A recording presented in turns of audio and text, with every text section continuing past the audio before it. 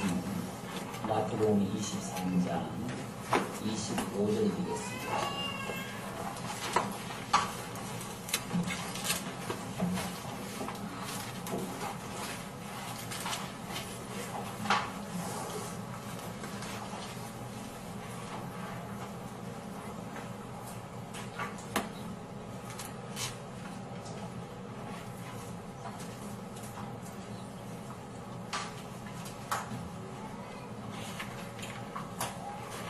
네, 25절 봉독해 드리겠습니다. 화 있을진저 외식하는 서기관들과 바리새인들이여, 잔과 대접에 거참 깨끗이 하되 그 안에 탐욕과 방탕으로 가득하게 하는도다. 소경된 바리새인아, 너는 먼저 안을 깨끗이 하라. 그리하면 겉도 깨끗하리라. 26절까지 봉독해 드렸습니다. 제가 지난주에 36장까지 한 줄 알고 주보에다 그걸 빠뜨렸는데요. 제가 지난주에 진도를 많이 못 나갔습니다. 그래서 24절까지 했는데요. 23장 전체가 장차 그리스도께서 이루실 그 그리스도 왕국에서의 지도자상, 이것을 소개하고, 당연히 거기에 합당한 자는 그 나라에서 지도자로 세움을 입겠지만, 그렇지 않은 지도자들, 거기에 합당치 못한 지도자들에 대해서는 화가 있을 것을 예고해 주시는 내용이 되겠습니다. 합당한 지도자라고 한다면 23장 초반의 내용입니다. 23장 초반에 있는 내용. 너희 지도자는 하나이요 곧 그리스도니라. 너희 중에 큰 자는 너희를 섬기는 자가 되어야 하리라. 누구든지 자기를 낮추는 그이가 낮추는 자는 자기를 높이는 자는 낮아지고 누구든지 자기를 낮추는 자는 높아지리라. 천국의 지도자 상을 간략하게 그렇게 말씀해 주셨습니다. 그런데 너희는 그렇지 않다. 너희들은 회당에서 상자에 앉고 시장에서 문안받기를 좋아하고 랍비라 칭함받기를 좋아하고 선생이라 칭함받기를 좋아하고 심지어 아버지라 칭함받기를 좋아하고 지도자라 칭함받기를 좋아하는데, 그런 것은 너희들에게 합당한 이름들이 아니다. 그렇게 말씀하셨습니다. 그러면서 13절부터 화 있을진저, 물론 잘못된 지도자들에 대한 화를 선언하시는 내용이 되겠습니다. 지금 네 번째까지 지난주에 소개를 했는데요. 첫 번째 화받을 지도자는, 물론 여기는 주로 대상이 바리새인과 서기관들, 그들은 주로 외식을 많이 했습니다. 그들을 향해서 하는 말씀인데, 그 첫 번째로 말씀하신 것은 천국문을 닫고 자기도 들어가지 않으면서 남도 들어가지 못하게 하는 지도자들이라고 말씀하셨어요. 그리고 두 번째는 교인 하나를 얻기 위해서 바다와 육지를 두루 다니다가 생기면 배나 더 지옥 자식 만드는 지도자들이라고 말씀하셨어요. 참 무서운 말씀이 아닐 수 없어요. 전도를 하되 무슨 목적을 두고 전도를 해야 되는지 다시 한번 생각해 볼 수 있는, 무조건 사람만 끌어모으는 것이 전도인가, 무조건 멀리 가서 전하기만 하는 것이 전도고 선교인가, 이런 것도 다시 한번 생각해 볼 수 있는 그런 계기가 됩니다. 그리고 세 번째는 성전과 제단의 의미를 가르쳐 주지는 않고 그곳에서 바쳐주는 금덩어리, 그 황금덩어리에 눈이 멀어가지고 거기에만 관심을 기울이는 지도자들. 그리고 네 번째는 심지어 근처 11조까지 백성들에게 요구하면서 정작 중요한 의와 인과 신, 바로 11조가 가리키는 그 중심 메시지는 전하지도 않는 그들에게 화가 있을 것이다. 도대체 뭐가 더 중요한가?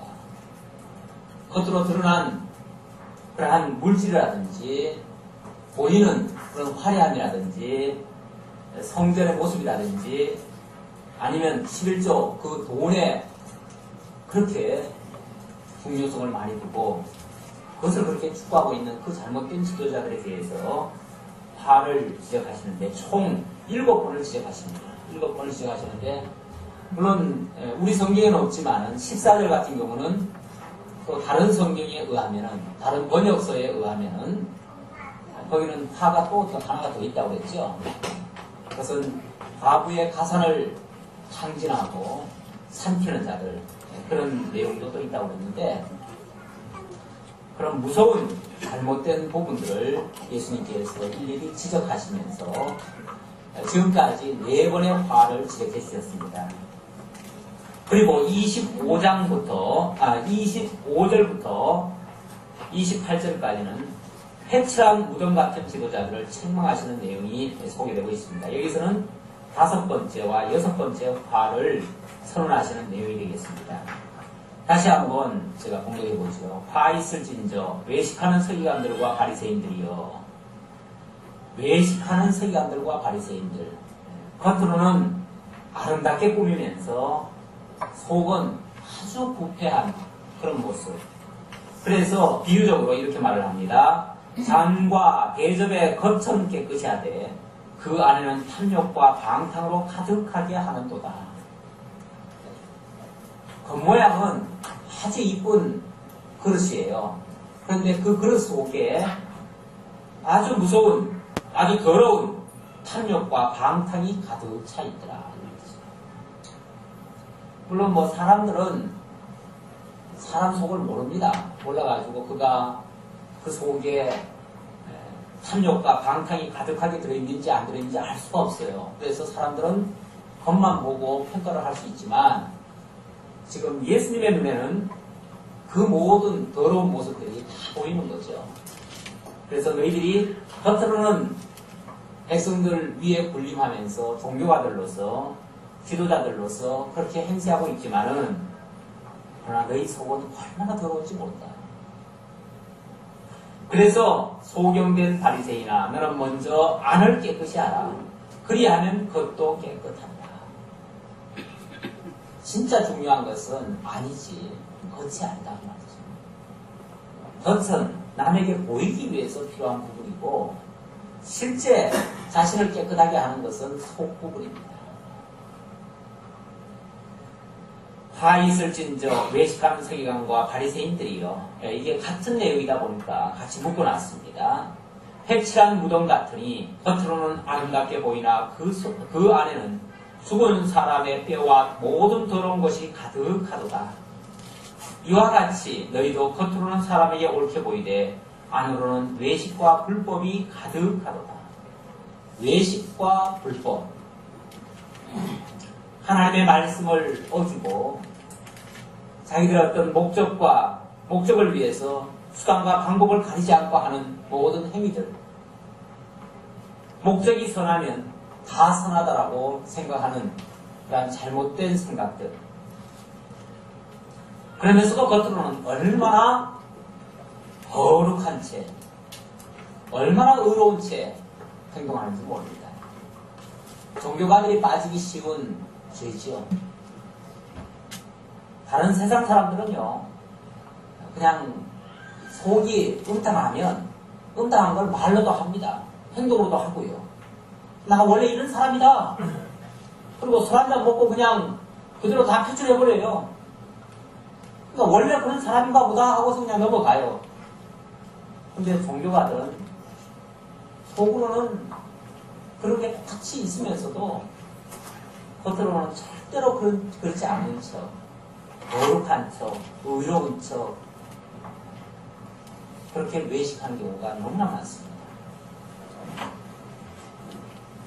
그런 사람일수록 또 남을 겉을 보고 평가를 많이 합니다. 그래서 예수님의 모습을 보고 예수님의 그 외적인 모습을 보고 그들은 오히려 예수를 정죄했죠. 그리고 예수님의 제자들을 무시했고요. 가난한 자들을 멸시했고요. 세리와 죄인들을 완전히 개취급했고요. 그런 사람일수록 오히려 남들을 더 정죄하기에 급급합니다. 그러나 정말 자신이 악한 존재인 줄 아는 사람이라면 남을 함부로 정죄하지도 않습니다. 남을 함부로 평가하지도 않습니다. 그 사람을 보면서 오히려 자신을 헤아리죠. 그런 지혜로운 모습을 그런 사람에게서는 발견할 수 있습니다. 그러나 외식하는 사람들에게서는 그런 모습을 볼 수가 없어요. 네. 바로 예수님 당시에, 예수님 당시뿐이 아니죠. 사실은 언제나 많은 종교 지도자들 가운데서 그런 모습들이 많이 보이고 있습니다. 그들이 소위 말해서 예수님 당시에도 그 당시에 그들이 바로 주류 역할을 했는데 그들이 오히려 예수님께로부터 또 하나님께로부터 버림을 받는 그런 모습이 오늘 소개되고 있습니다. 우리도 가만히 생각해 보면 세상적으로는 그렇게 인정을 받지 못한 것 같아요. 그리고 주류에 속해 있지도 않는 것 같고, 종교적으로 만약에 기독교를 세상에서는 천주교하고 기독교를 비교해 보면 어디를 더 주류로 생각할까요? 아마 천주교를 더 주류라고 생각할 거예요. 거기가 원천이라고 생각하고 우리는 거기서 나온 그런 가지라고 생각할 거예요. 그리고 교단적으로 봐도 세상에 아주 큰 교단들이 많습니다. 큰 교단들이 많은데 우리가 속해 있는 교단은 크지 않습니다. 조그마한 교단이에요. 그러다 보니까 때로는 큰 교단으로부터 멸시를 받을 때가 많아요. 그런데 희한한 것은요, 큰 교단으로 가면 갈수록 진리는 흐려집니다. 오히려 작은 교단들이 진리 지키겠다고 몸부림을 치고 있죠. 그런 걸 보면 어떤 면에서 하나님 앞에는 그 작은 교단들이 또는 작은 교회들이 오히려 더 인정받지 않겠는가라는 그런 생각을 해봅니다. 물론 무조건 외형적으로 작다고 해가지고 외형적으로 보잘것없다고 해가지고 하나님 앞에 무조건 인정받는다. 그건 아닙니다. 내용이 물론 달라야 되겠죠. 다만 겉을 꾸미지 않는다는 측면에서 또는 외식하지 않는다는 측면에서 그런 측면에서 하나님 앞에 사람을 의식하지 않고 하나님만을 의식하고 나아가자고 하는 그런 차원에서 말씀을 드리는 것입니다. 29절로부터 36절까지는 제가 더 읽었나요? 27절 안 읽었나요? 다 읽었어요? 네. 29절부터는 36절까지 의로운 피 흘린 죄가가 그들에게 있을 것을 예고하십니다. 그들이 겉으로는 아주 의로운 채 하면서 거룩한 채 하면서 오히려 의로운 자들을 핍박하고 학대하고 죽이고 심지어 그렇게까지 했다. 그래서 그들이 그 흘린 죄, 그 값을 치르게 될 것이라고 하는 그러한 선언의 말씀, 화를 선언하시는 말씀 되겠습니다. 29절입니다. 화 있을진저 외식하는 서기관과 바리새인들이여, 너희는 선지자들의 무덤을 쌓고 의인들의 비석을 꾸미며 가로되, 만일 우리가 조상 때에 있었다면 우리는 저희가 선지자들의 피를 흘리는데 참여하지 아니하였으리라 하니, 그러면 너희가 선자를 죽인 자의 자손됨을 스스로 증거하미로다.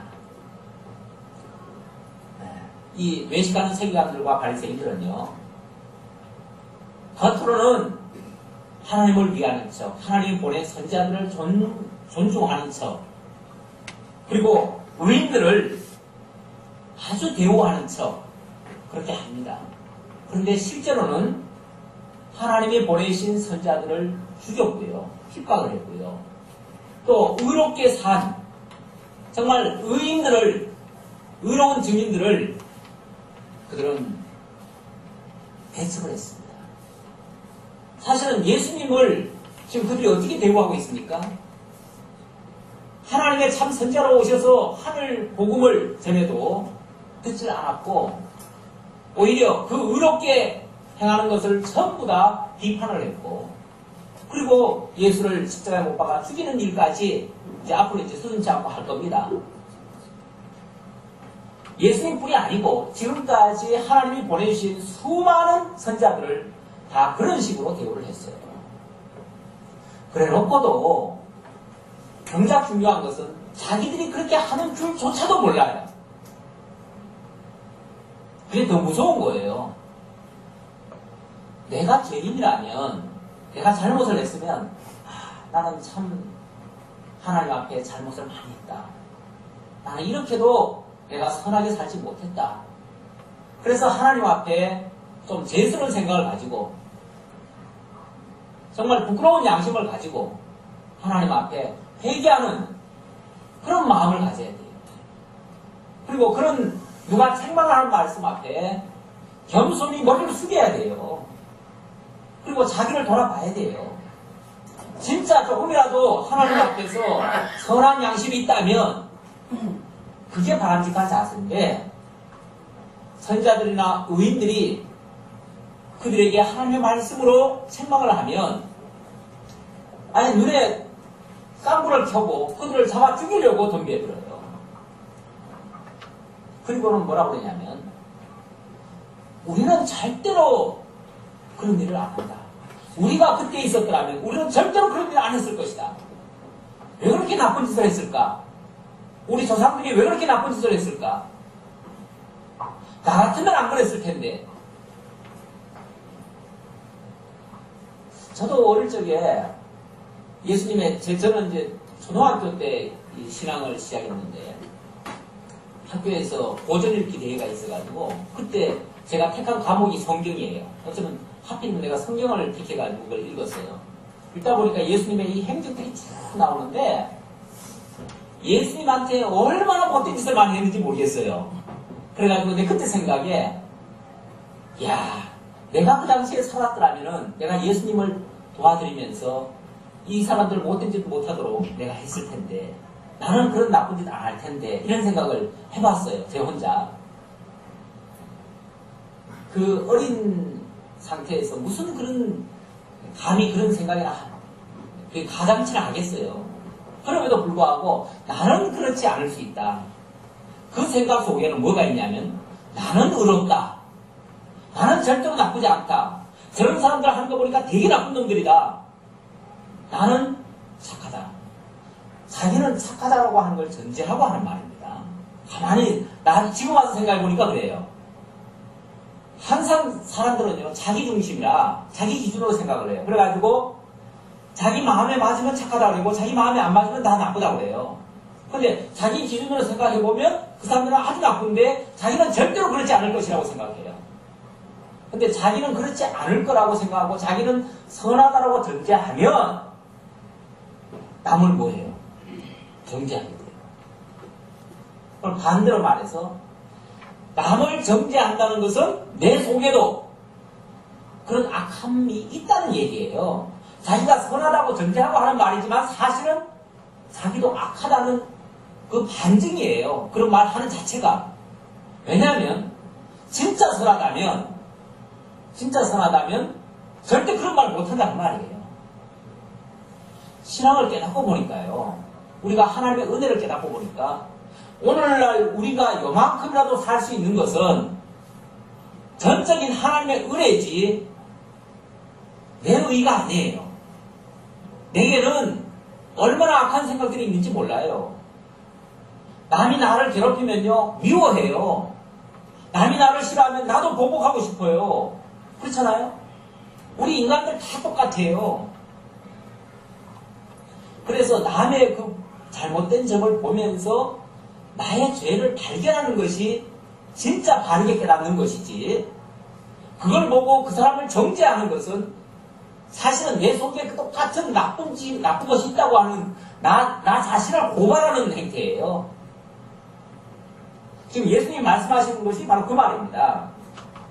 바리새인들이 그렇게 조상들이 선자들 죽이고 의인들을 학대하고 그렇게 해놓고 기껏 한다는 말이 우리 같았으면 안 그랬을 텐데 오히려 그 조상들을 지금 욕하고 있단 말이에요. 바리새인들이. 그래서 30절 그 말 아닙니까? 만일 우리가 조상 때 있었다면 우리는 저희가 선자의 피를 흘리는데 참여하지 아니하였으리라. 자기는 절대 안 그랬을 것이라고 생각한다고 말이에요. 그건 자기들이 선하다고 전제하고 하는 말인데 절대 그렇지 않다고 말이에요. 예수님 말씀은. 그거는 너희들 자기 분수도 모르는 소리다. 너희야말로 얼마나 그 속이 음탕하고 얼마나 악한데 너희 조상들을 보면서 너희가 반성을 해야지. 조상들을 욕할 게 아니에요. 사실은 어느 시대나 어느 때나 하나님의 안 붙들어주면 우리 다 같이 똑같은 죄 짓고 살 수밖에 없는 죄인 중에 괴수들이에요. 사실은. 아담의 타락 이후로요. 온 인류는 할 수 있는 게 죄밖에 없어요. 죄밖에 지을 게 없어요. 그리고 누가 그것을 또 지적하면요. 핑계는 또 얼마나 잘 됩니까? 아담 닮아가지고. 아담도 죄 지어놓고 그 핑계를 누구한테 댔어요? 하와한테 댔잖아요. 하와는요. 뱀한테 대고 책임질 수 없는 자에게 책임지고. 제가 전에 보니까요. 제가 전에 이 사회에서 이 목회하기 전에 제가 TV를 고치는 일을 했어요. 전파사를 했어요. 그래서 TV를 고치러 가보면 맨날 그 부모님이 뭐라 그러냐면은 저 어린 놈이 텔레비전 고장냈다고 그래요. 애들이 텔레비전 고장냈다는 거예요. 애들이 텔레비전 고장냈겠어요? 물론 뭐 애들이 장난치다가 뭐 깰 수도 있고 했겠지요. 그러나 그거는 일부고요. 애들이 절대 그렇게 사고 낸 게 아닙니다. 저절로 났든지 아니면은 너무 과하게 봤든지 뭐 어른들의 책임도 많지요. 근데 책임을 꼭 남한테 미루는 거죠. 그것도 책임질 수 없는 약한 자에게. 그게 아주 막 본성처럼 나와요. 그냥 자동으로 나와요. 자동. 우리 인간들이요. 힘 있는 자들은 전부 다 힘 없는 자들에게 다 책임 밀어놓고 자기들은 그 법망을 다 피해가잖아요. 세상에서 보면 그런 일이 얼마나 많은지 몰라요. 그래서 힘있고 권세 있는 사람들은요. 법에 안 걸려요. 근데 힘없는 어린 애들은요. 조그마한 거 진짜 슈퍼마켓에서 뭐 하나 훔치다가도 걸려가지고 죄를 면치 못해요. 그렇게 자신의 분수도 모르고 자기의 그 잘못 악함도 모르는 채 남에게만 핑계대는 것은 스스로 자기가 얼마나 악하다는 것을 그걸 증명하는 것이다. 반증하는 것이다. 스스로 선지자를 죽인 자의 자손됨을 스스로 증거하미로다. 자기가 그 악한 자의 자손임을 스스로 증거하는 거다.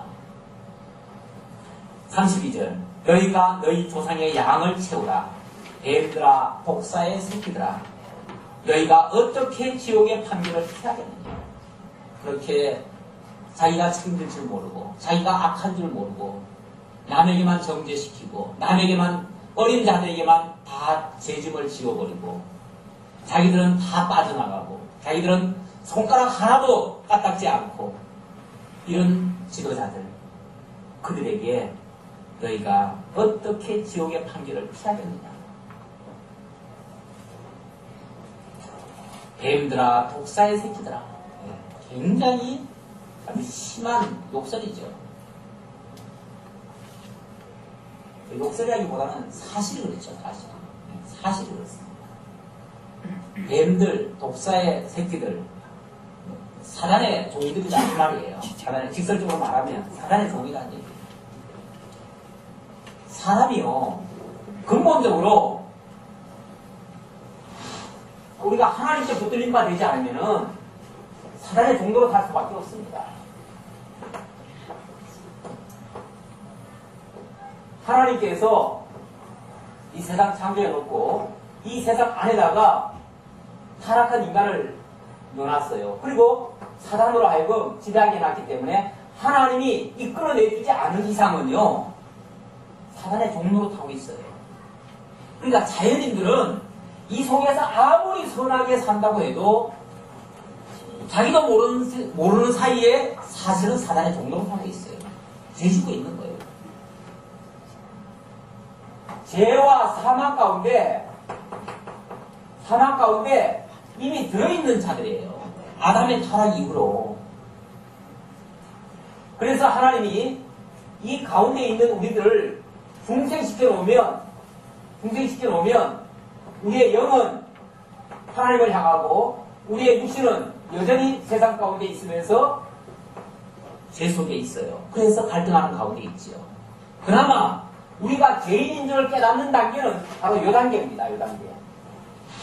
지금 바리새인들과 서기관들은 아예 이 속에 살면서 자기들이 죄인인 줄도 몰라요. 오히려 자기는 의로운 줄만 알아요. 그냥 의로운 줄만 알고 있으니 너희는 누구의 종이다? 사단의 종이다 그 말이에요. 사단의 종. 뱀들아 독사의 자식들아 하는 말은 이 사단의 종이다 그 말이에요. 독사가 바로 이 사단이에요. 사단. 너희는 이 사단의 종 노릇하고 있기 때문에 너희는 죄에 대한 의식조차도 없어요. 죄의식이 없는 자들이 회개하겠어요? 회개도 안 하지요. 그러니까 그들은 천국으로 오신 예수 앞으로 나올 줄은 몰라요. 그런데 하나님께서 이 가운데 있는 자들을 구원해 내시면 그 가운데 양심이 살아나요. 양심이 살아나가지고 이 중생한 이성이 하나님을 향해서 찾아가요. 하나님 앞에 자신을 비춰보면은 죄가 드러나는 거예요. 그래서 주여 죄인으로소이다 하고서 하나님 앞에 죄를 고백하는 거죠. 그게 회개입니다. 하나님이 구속해 주기 전에는 절대로 죄를 깨닫지 못하는데 바로 이 바리새인들은 이 속에 있는 자들이기 때문에 비록 하나님의 종이라고 하면서도 정작 그건 자신들이 하는 소리지 하나님 쪽에서 봤을 때는 아니라는 거예요. 너희는 완전히 사단의 종이다. 그러려 어떻게 해요? 사단의 종이면 심판을 받아야 되는데 심판받기 위해서는 심판이 바로 이루어질 게 아니잖아요. 양이 차야죠. 죄의 양을 채워야죠. 그래서 너희 조상들로부터 지은 그 죄의 양을 계속 채워라. 그러다가 너희들 심판받아라 그 말이죠. 그래서 32절에 너희가 조상의 양을 채우라. 뱀들아 독사의 새끼들아 너희가 어떻게 지옥의 판결을 피하겠느냐. 그러므로 내가 너희에게 선자들과 지혜 있는 자들과 서기관들을 보내매 너희가 그 중에서 더러는 죽이고 십자가에 못 박고 그 중에 더러는 너희 회당에서 채찍질하고 이 동네에서 저 동네로 후박하리라. 그 양 채우게 하려고 하나님이 이들에게 누굴 보낸다고요? 선자들을 보낸대요. 물론 예수님도 선자의 자격으로 오셔서 그들에게 지금 지적해 주셨고 예수님 이후에도 제자들을 보내시고 또 다른 자들을 보내시죠. 보내는데 그들이 보내면은 그들의 말씀을 듣고 얘기하는 것이 아니라 그들을 구박하고 그들을 죽이려 하고 이 동네에서 저 동네로 핍박하고 내쫓아버리고 배당에서 출교시켜버리고 이런 짓을 할 것이다. 그게 양 채우느라고 하는 짓이에요. 실제로 예수님 이후에 예수님도 물론 당연히 그렇게 당하셨고 예수님 이후에도 제자들이 그런 고통을 당했습니다. 예수님도 그렇게 말씀하셨죠. 이제 너희들이 나가서 복음을 전하면은 틀림없이 저 종교 지도자들이 너희를 구박하고 내쫓을 것이다. 그러면은 이 동네에서 구박하거든 저 동네로 가라. 그래서 가는 곳마다 전해서 그들의 그 죄악상을 드러내라 그 말이에요. 뭐 두려워서 피신하라는 얘기가 아니라 비겁하게 도망다니라는 얘기가 아니라 오히려 그들의 죄를 그렇게 해서 더 드러내고 지금 이 본문의 말씀에 의하면은 결국 그들의 죄의 양을 채우는 거예요. 심판권을 자초하게. 자, 이렇게 하기까지는 이미 앞서 너희 조상들도 그렇게 했는데 너희도 그렇게 될 것이다. 그러므로 의인 아벨의 피로부터 성전과 제단 사이에서 너희가 죽인 바라기아의 아들 사가랴의 피까지 땅 위에서 흘린 의로운 피가 다 너희에게 돌아가리라. 내가 진실로 진실로 너희에게 이르노니 이것이 다 이 세대에게 돌아가리라. 예. 일찍이 아벨의 피로부터 참 아벨은 얼마나 의로운 사람이었지 않습니까? 그럼에도 불구하고 정말 돌에 맞아서 죽임당했죠. 가인에게 돌에 맞아 죽임당했어요. 자고로 의인들은 핍박을 받게 되어 있습니다. 이 세상에서는. 불의한 세계에서는 의인이 핍박을 받게 되어 있어요. 그래서 지나치게 의인이 되지 말라는 말씀도 있어요. 지나치게 의인이 되면 죽임당해요. 세상에서도 보면 의인들은 죽임을 당합니다.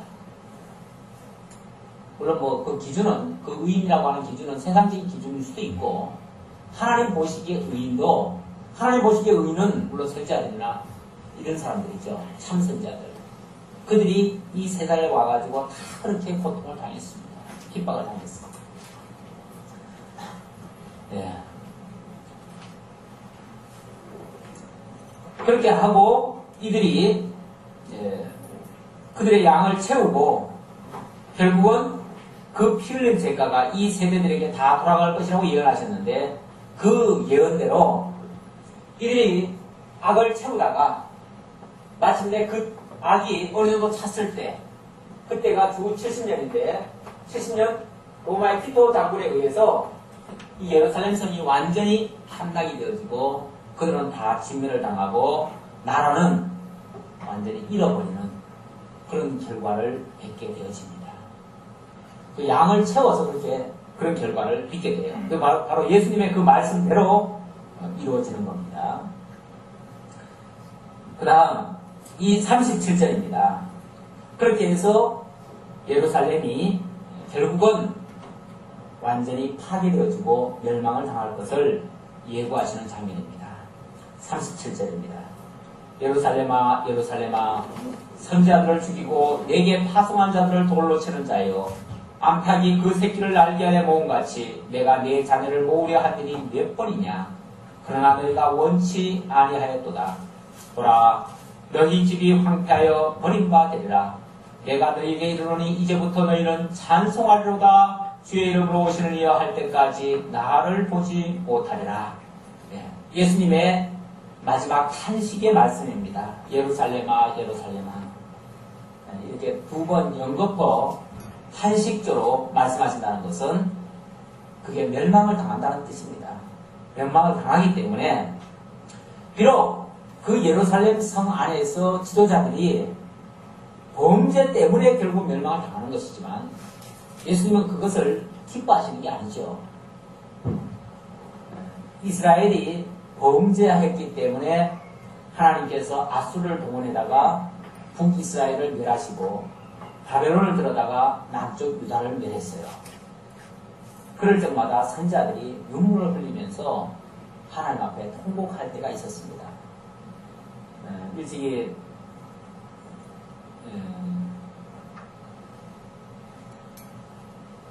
엘리사 선지자가 북이스라엘을 침공해 들어오는 그 아수르 군대를 보면서 그 성을 향해서 통곡을 한 적이 있었고요.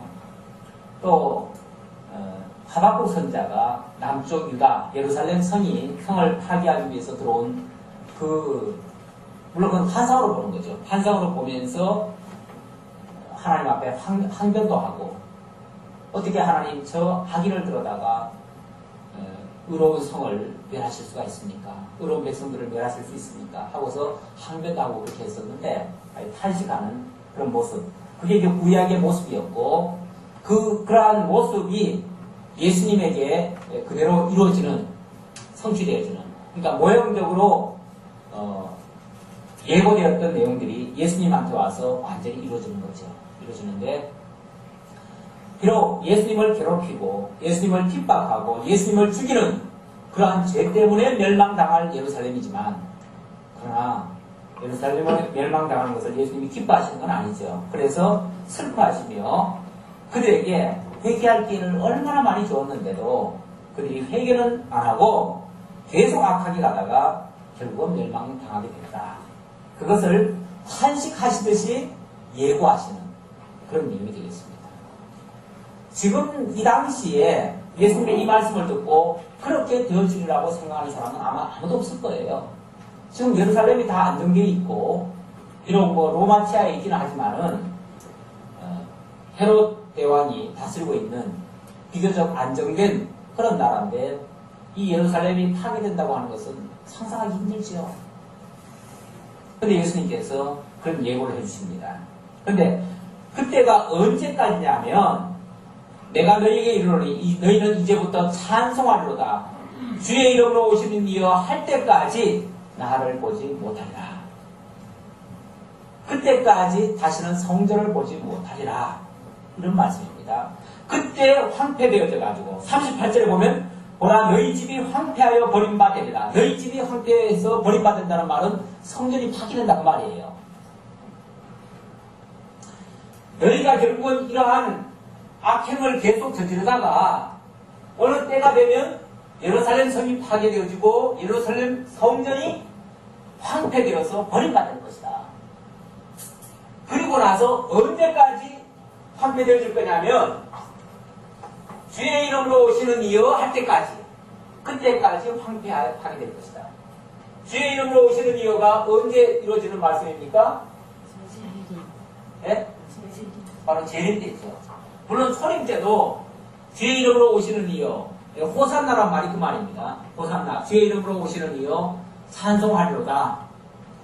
물론 그 주라는 말은 여호와입니다. 여호와. 원래 그 구약 시대에는 제가 아까 시편 118편 26절을 제가 아까 묵상을 했는데 거기 보면 주의 이름으로 거기는 여호와의 이름으로 오시는 이여 이렇게 말합니다. 여호와의 이름으로 오시는 이여. 그런데 그것을 여기 신약에서는 번역할 때 주의 이름으로 오시는 이여 그렇게 얘기를 했는데 하나님의 이름을 가지고 하나님의 언약을 이루시기 위해서 오시는 이여 그 말이에요. 그가 바로 예수님이시죠.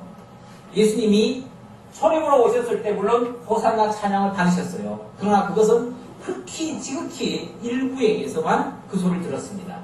그런데 예수님 재림하실 때는 누구까지 다 본다고 해요? 심지어 그를 찌른 자들도 다 볼 것이라고 했어요. 대적하는 자들, 악인들까지도 주의 재림의 광경을 다 볼 것이라고 했어요. 그러니까 그때는 모든 전 인류가 예수님 재림할 때는 정말 당신은 주의 이름으로 오셨군요. 여호와의 이름으로 오셨군요. 하고서 그때 맞이하게 될 겁니다. 물론 대적하는 자들은 심판을 받겠죠. 심판받기 위해서 맞이할 것이고 하나님을 영접한 사람들은 예수를 영접한 사람들은 그 천연왕국에 입성하기 위해서 영접할 것이고 다만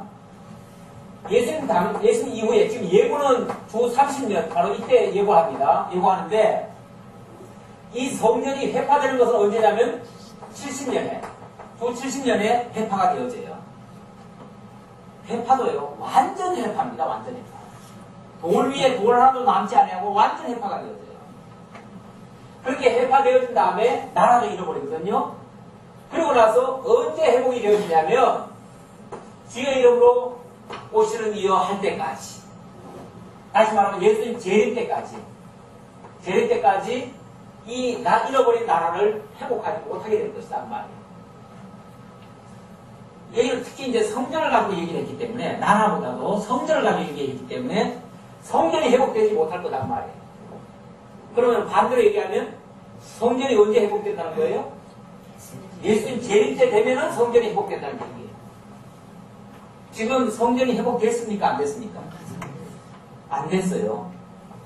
지금 이 지구상에는 성전이 없습니다. 원래는 예루살렘 이삭이 하나님 앞에 제물 바치던 곳, 그러니까 이삭 바치던 곳, 모리아산이죠. 오르날의 타작마당이기도 해요. 나중에 가면 바로 그곳이 성전 터입니다. 거기에 솔로몬이 성전을 지었었어요. 그리고 나중에 그게 헐어진 다음에 수르바벨이 그 자리에다 또 성전을 지었어요. 근데 그게 헐어진 다음에 헤롯이 또다시 성전을 지었어요. 그때까지는 아주 잘 유지가 됐는데 헤롯 성전이 무너진 다음에는 다시는 안 세워집니다. 다시는 안 세워져요. 언제까지 안 세워지냐면 주의 이름으로 오시는 이여 할 때까지, 다른 말로 하면 재림하실 때까지 안 세워져요. 그럼 이걸 반대로 거꾸로 얘기를 하면 이스라엘의 성전이 세워지는 날 어떻게 된다는 거예요? 예수님 재림한다는 게 징조이기도 해요. 우린 예수님 언제 오실까? 언제 오실까? 한때 그런 이야기들이 많이 있었잖아요.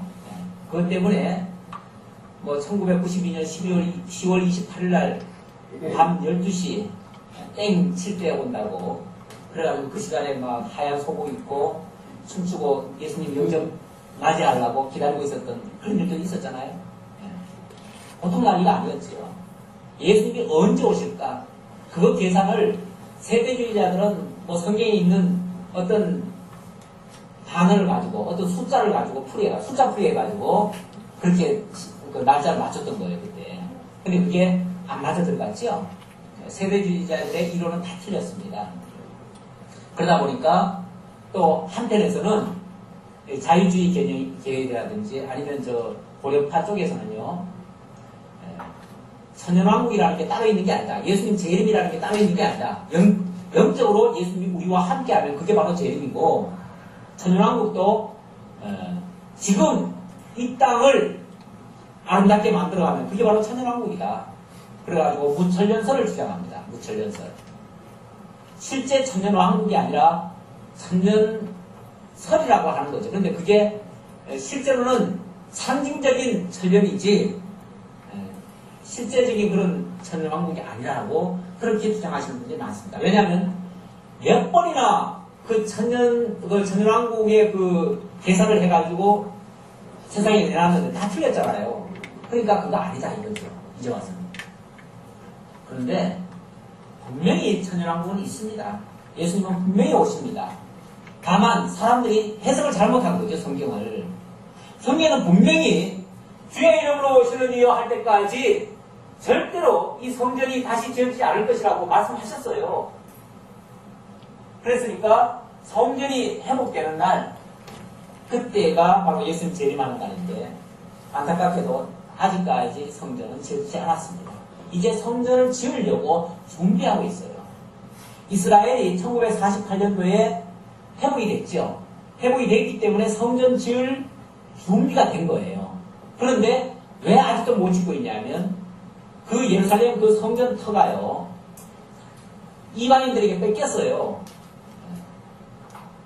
지금 그 한 지역을 세 나라가 분할해서 통치하고 있습니다.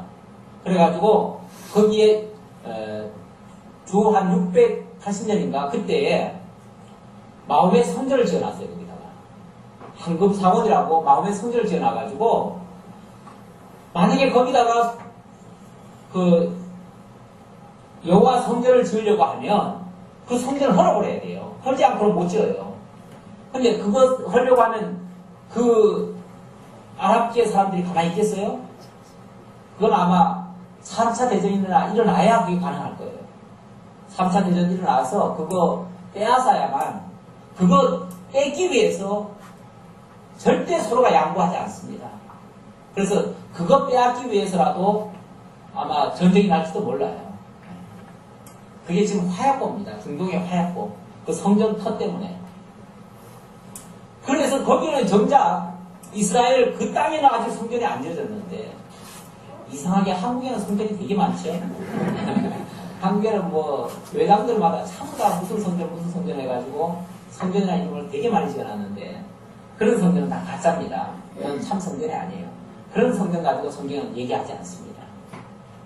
오히려 진짜 성전은 사실은 왜 그때까지 성전이 필요 없죠?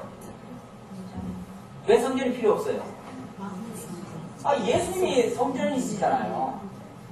예수님이 제자들한테 그랬어요. 너희들 이 성전을 헐라. 내가 3일 만에 다시 일으키겠다. 3일 만에 다시 살아난 성전은 뭡니까?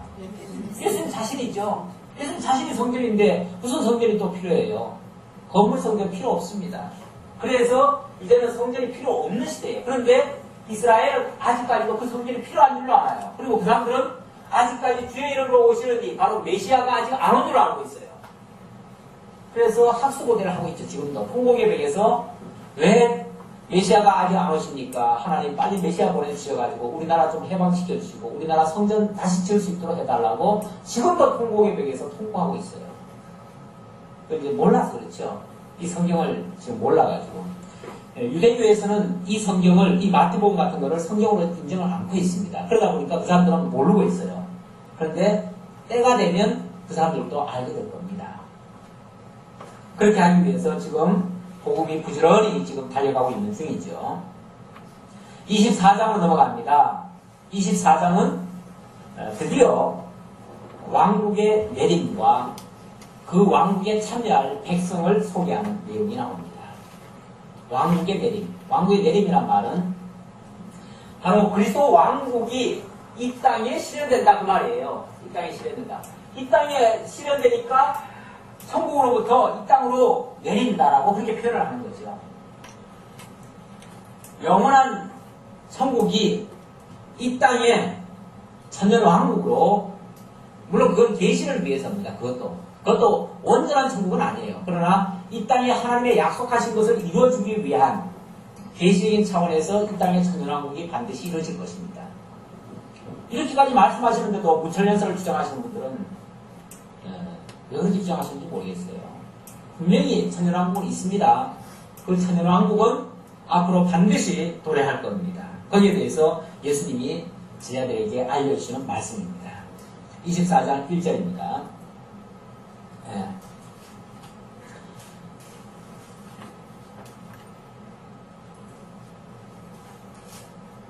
24장 천국이 바로 그리스도의 왕국이 이루어지려면 먼저 보이는 성전은 무너지고 이 세상은 종말을 보하고 그리고 예수님은 재림하시고 천년왕국이 건설되어질 것이다. 이런 순서로 예수님이 지금 말씀하시는 겁니다. 그러니까 지금 다시 말씀드리면은 예루살렘 성전부터 무너져야 돼요. 무너지고 그리고 환란기가 있고 예수님 다시 재림하시고 그리고 천년왕국이 이루어진다. 이 얘기입니다. 이때는 십자가를 지러 오시는 게 아니라 이때는 심판주로 오시죠. 그래서 여기서 십자가를 그리고 여기는 그렇게 안 그리죠. 그냥 심판주로 오시는 거예요. 24장 1절입니다. 예수께서 성전에서 나와서 가실 때에 제자들이 성전 건물들을 가리켜 보이려고 나오니 대답하여 가라사대 너희가 이 모든 것을 보지 못하느냐? 내가 진실로 너희에게 이르노니 돌 하나도 돌 위에 남지 아니하고 다 무너뜨리우리라. 예수님이 제자들과 함께 이렇게 지나가는데 성전 옆을 지나가는데 제자들이 그 성전을 가리키면서 와 예수님 저 성전 보세요. 너무나 멋있습니다. 너무나 아름답습니다. 하기에 아름다울 수밖에 없지요. 왜냐하면 원래는 솔로몬 성전이 지어졌다가 솔로몬 성전이 걸렸지요. 그런데 솔로몬 성전 자리에다가 스룹바벨이 다시 성전을 지었어요. 근데 스룹바벨은 돌 가지고 성전을 지었어요. 그러니까 별로 아름답지는 않아요. 그런데 이 스룹바벨 성전이 나중에 조금 일부가 해파가 되고요. 완전 해파는 아닌데 일부가 좀 되어지고 그 다음에 헤롯이 이 스룹바벨 성전 겉에다가 황금을 다 붙였습니다. 황금을 다 녹여가지고 붙여놨어요. 그러니까 얼마나 아름답겠어요. 그리고 나서 나중에 이 성전을 하려고 할 때 여기다 이제 막 예루살렘 성에다 불을 지르고 성전을 불사르고 막 그렇게 했거든요. 그리고 나서 이 성전들이, 이 황금들이 녹아가지고요. 그 그러니까 돌벽 사이사이로 다 들어갔대요. 흘러서. 그래서 그거를 끄집어내기 위해서 돌을 다 제꼈대요. 그래가지고 진짜 돌 위에 돌 하나도 남지 아니하고 다 무너졌대요. 바로 예수님의 말씀 그대로 들으려고 그렇게 되어졌는데 어쨌든 지금 이 장면에서 제자들은 예수님이 지금 이렇게 말씀하시는데도 불구하고 여전히 어디다 관심을 기울입니까? 보이는 성전. 사람들의 시각은요 그렇게 쉽게 바뀌는 게 아니에요. 교육을 받았다고 해가지고 바로 바뀌는 게 아니에요. 예수님이 3년 동안이나 들고 다니시면서 그렇게 가르쳐도 제자들 하는 얘기 들어보면요 엉뚱한 소리 하고 있어요. 여전히 세상 사람들 하는 소리 똑같이 하고 있어요.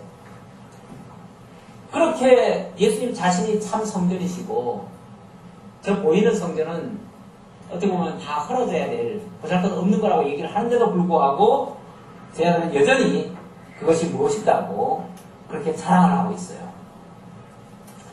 그러니까 예수님은 아예 그들의 환상을 다 깨버리시듯이 이 성전 돌 위에 돌 하나도 남지 않고 다 무너지려고 그렇게 얘기를 했어요. 그렇게 해놓고 실제로 나중에 티도 장군이 들어왔을 때 예루살렘을 함락시키면서 완전히 이 성전을 그렇게 해파시켜버렸습니다.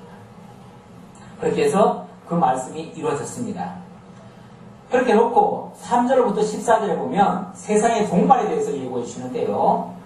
예수께서 감람산 위에 앉으셨을 때에 제자들이 종용이 와서 가로되 우리에게 이루소서 어느 때에 이런 일이 있겠사오며 또 주의 임하심과 세상 끝에는 무슨 징조가 있사오리까. 예수님이 성전에 대해서 제자들의 그 환상을 다 깨버렸잖아요. 아, 성전 멋있습니다 했더니 돌 위에 돌 하나도 남지 않고 다 무너질 거야. 그러니까 엄청나게 충격을 받은 거예요.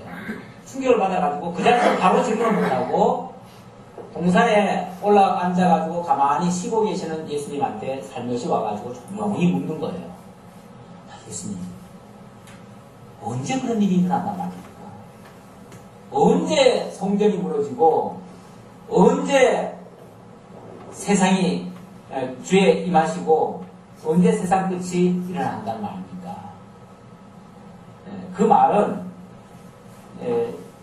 제자들의 생각에 성전이 파괴된다고 하는 것은 곧 이스라엘이 멸망을 당한다는 얘기고 그렇게 되어지면 곧 주의 나라가 세워질 거라고 생각을 한 거예요. 이걸 동시에 생각한 거예요. 제자들은.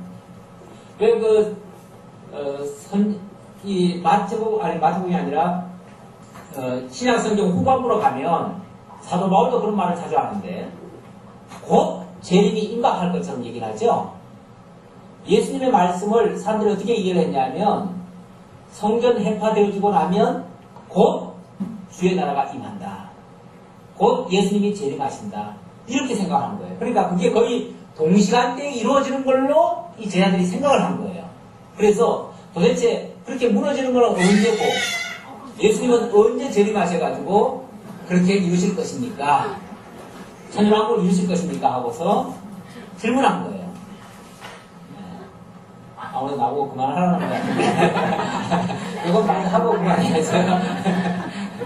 예, 많이 하고 그만합시다. 네. 예수께서 가라사대 대답하여 가라사대 너희가 사람의 미혹을 받지 않도록 주의하라. 많은 사람이 내 이름으로 와서 이르되 나는 그리스도라 하여 많은 사람을 미혹해 하리라. 난리와 난리 소문을 듣겠으나 너희는 삼가 두려워 말라. 이런 일이 있어야 하되 끝은 아직 아니니라.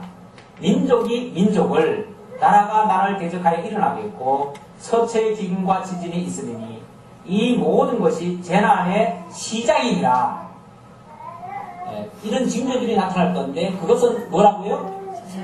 재난의 시작에 불과하다. 그게 끝의 징조가 아니다 그 말이에요. 그게 시작에 불과하다. 이제 조금 있으면 다시 말하면 이제 조금 있으면 난리와 난리 소문이 날 거래요. 그러다가 재난이 시작될 거래요. 그 재난의 시작은 바로 예루살렘 파괴부터 시작하는 겁니다. 여기 재난이라고 하는 것은 사실은 유대인들을 두고 하는 말입니다. 유대인들. 지금 유대인들한테 하는 말 아닙니까? 그러니까 유대인들 너희들에게 재난이 시작될 거다. 이런 소문 이후에 로마가 와가지고 너희들을 완전히 다 짓밟을 거다. 그 말이에요. 그렇게 되어지면 이 유대인들은요 나라를 잃어버립니다. 이때부터. 나라를 잃어버리고 뭐합니까? 이제 세상을 떠돌아다니는 완전히 방랑자 신세가 되는 거예요. 사실은 그때부터 나라를 잃고 환난과 핍박을 당하면서 살아왔는데 언제까지 살았습니까? 무려 2000년을 그렇게 해왔어요. 2000년을. 이 기간의 여기입니다. 여기에. 이게 이스라엘의 역사입니다. 예수님이 지금 그 말씀을 하시는 거예요. 이 장면은. 그러니까 이때는 바로 유대인의 환난의 때예요. 유대인은 환난의 때인데 놀라운 것은 이때가 사실은 이방인들에게는 무슨 구원입니까? 이방인에게는 이방인 구원의 때예요. 좀 유대인들에게는 미안한 얘기지만 유대인들이 이런 환난 속에 들어갔기 때문에 이방인들이 구원을 얻게 된 거예요.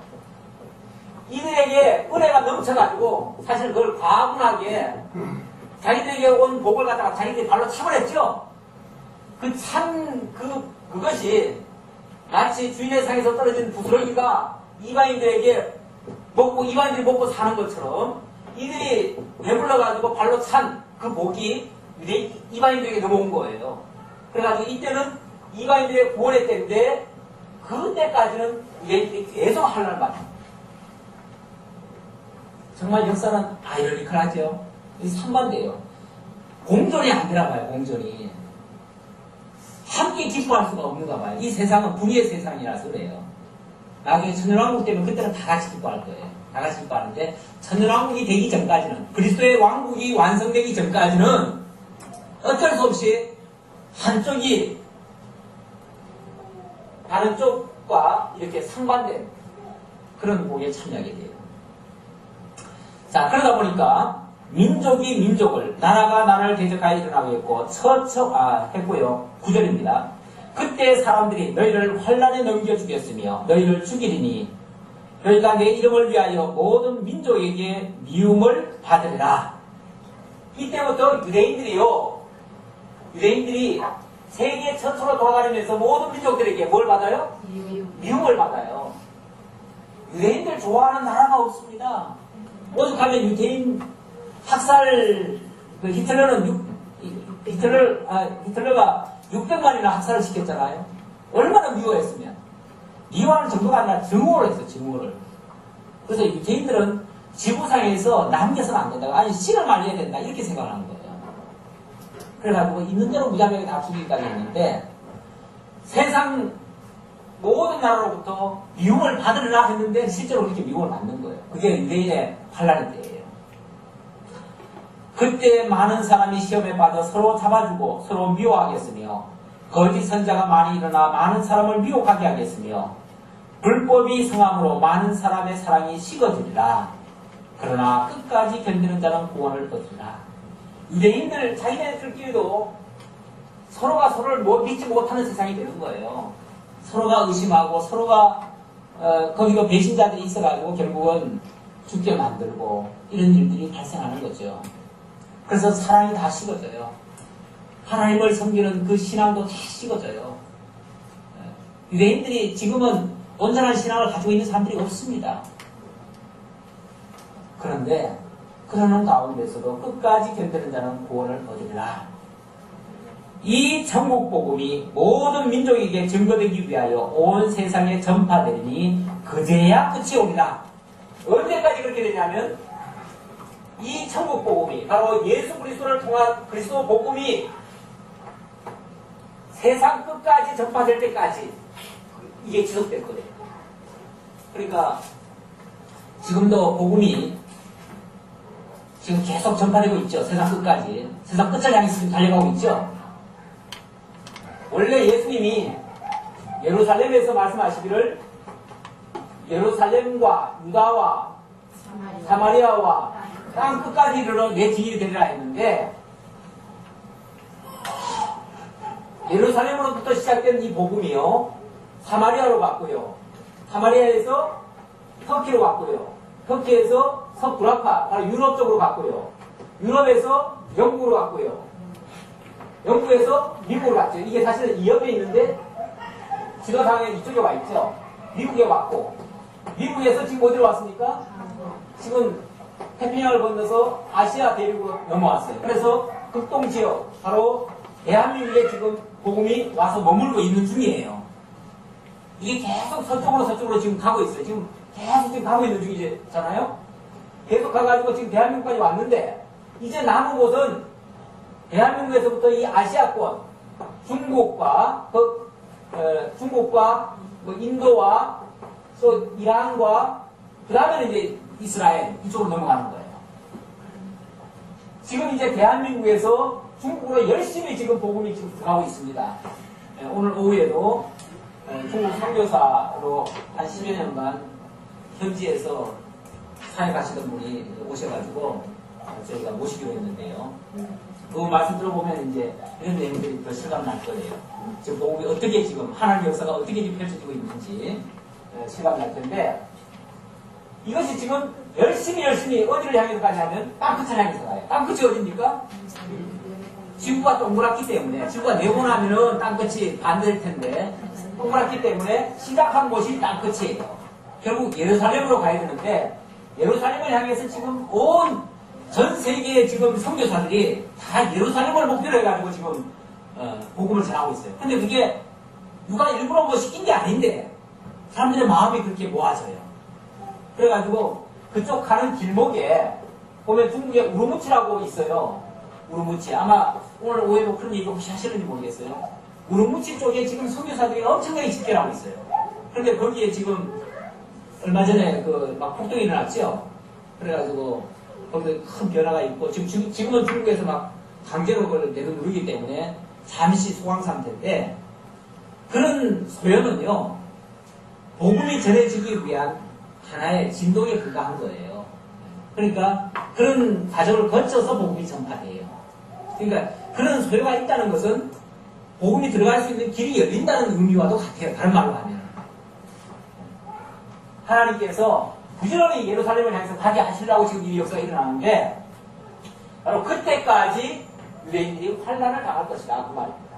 그때까지는 어쩔 수 없어요. 그거는 유대인들은 좀 미안하지만 그게 이방인의 구원의 때이기 때문에 그래요. 하나님의 섭리 가운데 그렇게 섭리되어 있어요. 바로 그때까지 끝까지 견디는 자는 구원을 얻으리라. 여기 견딘다는 말은 딴 게 아니고요. 결국은 예수 믿는 믿음, 그 믿음을 가진 자만이 그때까지 구원을 얻는다 그 말이에요. 유대인 중에서도 이 마지막 때는 회개하고 돌아서 가지고 끝까지 견디는 자가 있어요. 이 환난을 극복하고 결국은 그 예수를 믿는 신앙을 가질 거예요. 지금 이 환난들이 다 뭐 때문에 오는 겁니까? 예수 때문에 온 거예요. 그들에게 사실은 예수 때문에 온 거랑 마찬가지예요. 그렇기 때문에 그것을 끝까지 견디는 자는, 다시 말하면 끝까지 예수 신앙을 버리지 않는 자는 구원을 얻으리라고 말해요. 언제요? 예수님 재림하실 때 그들을 영접하게 될 것이고 그들과 더불어서 천연왕국을 이루게 될 것이다. 이 천연왕국을 이룬 다음에 영원한 천국이 이루어질 겁니다. 여기 영원한 천국이에요. 이것을 향해서 가는데 그 과정에 지금 천연왕국이 있고 천연왕국 직전에 예수님 재림이 있고 예수님 재림 직전까지 유대인들의 회복이 있을 겁니다. 이때는 유대인 회복이 있습니다. 유대인 회복이 되면 다시 말하면 예루살렘까지 복음이 들어가면 이제 이방인들을 위한 구원의 때는 다 끝납니다. 끝나고 다시 유대인들에게 복음이 들어가서 그들도 구원을 받게 되어지고 그때는 이방인과 유대인 가운데서 허다한 무리들이 예수를 다 함께 영접할 겁니다. 그때 예수님 오셔서 천년왕국을 이루실 것입니다. 바로 이것이 오늘 주시는 예수님의 약속의 말씀입니다. 기도하겠습니다. 아버지 하나님 감사합니다. 하나님께서 예수 그리스도를 보내셔서 우리에게 너무나 귀한 복된 구원의 복음을 주셨습니다. 그러나 유대인들은 복에 겨워서 그 복음을 발로 차버렸습니다. 영접하지 않았습니다. 예수를 오히려 십자가에 못 박아 죽이는 그 죄를 저질렀습니다. 그리하여 그 선조들이 저지른 죄에다가 그 심판의 죄를 더해서 결국은 심판을 받고 말았습니다. 그 예고의 말씀이 우리는 역사 속에서 그대로 이루어졌고 예수님의 그 말씀 그대로 하나님의 역사가 지금 땅끝을 향해서 복음이 전파되고 있다는 사실까지 확인했습니다. 하나님이 지금도 살아서 역사하고 있다고 하는 이 생생한 사실을 우리가 눈으로 목도하면서 하나님을 나의 주요 그리스도로 고백합니다. 이 신앙을 끝까지 흔들림 없이 지켜갈 수 있는 저희들 다도록 인도해 주옵소서. 오늘도 베풀으시는 은혜에 감사해서 연보에 동참한 손길 드렸습니다. 하나님 나라 세워가는 이 소중하고 아름다운 일에 우리들의 작은 정성이 쓰여지고 그 정성들이 하나님의 귀한 영광을 나타내는 일에 사용되게 하옵소서. 예수님의 이름으로 기도하옵나이다. 아멘.